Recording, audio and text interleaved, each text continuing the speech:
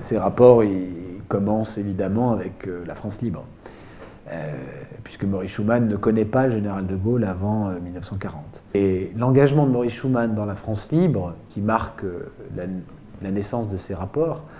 cet engagement est très précoce. Maurice Schumann entend l'appel du 18 juin, il fait partie des rares Français à l'entendre,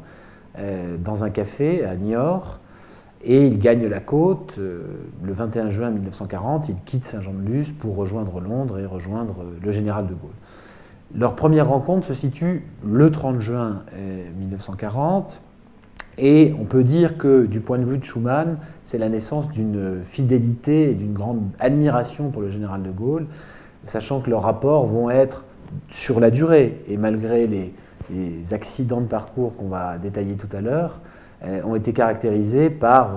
la confiance mutuelle, l'admiration, je l'ai dit, du côté de Maurice Schumann, et un fond d'affection qui ne s'est pas démenti malgré les difficultés. S'il y a des spécificités de ces rapports entre De Gaulle et Schumann, elles se situent peut-être du point de vue de la culture personnelle des deux hommes, de leur foi très profonde. Schumann, venant d'une famille juive, était devenu un catholique fervent et convaincu, et de leur engagement aussi sur les questions sociales. On sait que Schumann s'en est préoccupé pendant très longtemps et que la participation, du point de vue du général de Gaulle, était vraiment l'un des môles de son corpus d'idées.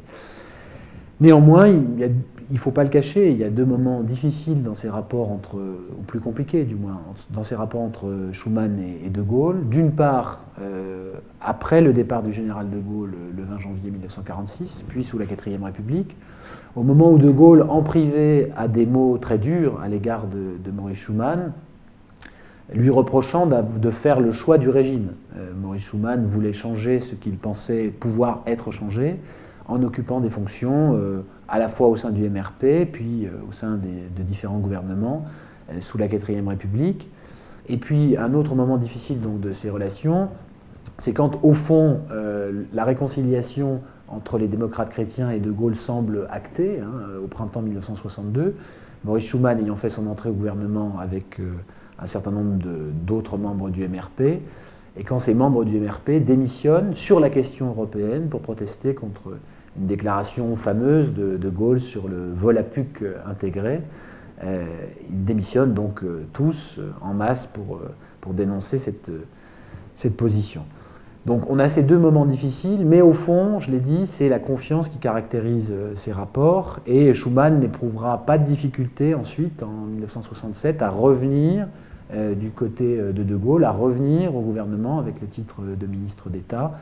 Et il dira, comme beaucoup de Français libres, il ne cessera de dire tout au long de son existence qu'il est né le 18 juin 1940, ou plutôt qu'il est né une seconde fois avec la France libre.